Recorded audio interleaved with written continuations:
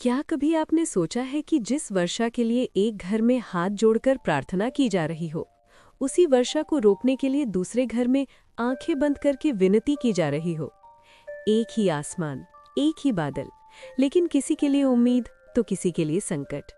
जब एक पिता अपनी दो बेटियों के बीच खड़ा हो जाए, एक वर्षा मांगे और दूसरी वर्षा रुकने की प्रार्थना करे, तब समझ आता है कि सुख और दुख परिस्थिति नहीं, दृष्टिकोण का नाम है। एक कुम्हार था, उसकी दो पुत्रियां थीं। एक का विवाह किसान के घर में हुआ था और दूसरी का विवाह कुम्हार के घर में। दोनों अपने अपने घर में प्रसन्न थीं। एक दिन कुम्हार ने सोचा कि चलो बेटियों से मिलाया जाए। दोनों एक ही गांव में रहती थी। सबसे पहले वो किसान के घर ब्याही बेटी के पास गया। उसने कुशल क्षेम पूछा। बेटी उदास दिखाई दी। पिता ने पूछा, बेटी उदास क्यों हो? बेटी बोली, पिताजी, खेती का समय है, वर्षा हो ही नहीं रही। आकाश में बादल तक नजर नहीं आ रहे। यदि वर्षा नहीं हुई तो बड़ी कठिनाई हो जाएगी। यही चिंता मुझे सता रही है। आप प्रभु से प्रार्थना कीजिए कि वर्षा हो जाए।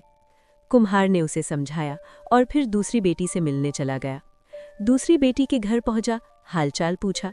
बेटी बोली, पिताजी, और सब तो ठीक है, वर्षा का मौसम है, बर्तनों का आवा अभी पक रहा है। सारे मिट्टी के बर्तन आवे में डाले हुए हैं। यदि वर्षा हो गई तो आवा खराब हो जाएगा, सारे बर्तन नष्ट हो जाएंगे। आप प्रभु से प्रार्थना कीजिए कि वर्षा न हो। अब कुम्हार गहरे सोच में पड़ गया। वर्षा होने की प्रार्थना करे या वर्षा न होने की? एक का हित तो दूसरे का अहित।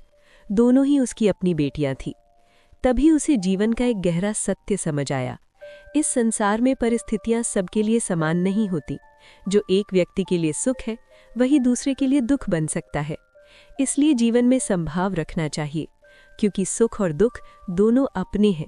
वे परिस्थितियों से नहीं, हमारी आवश्यकता और दृष्टिकोण से जन्म लेते हैं। अगर ये कहानी आपके मन को छू गई हो तो लाइक करें, शेयर करें और चैनल को सब्सक्राइब जरूर करें।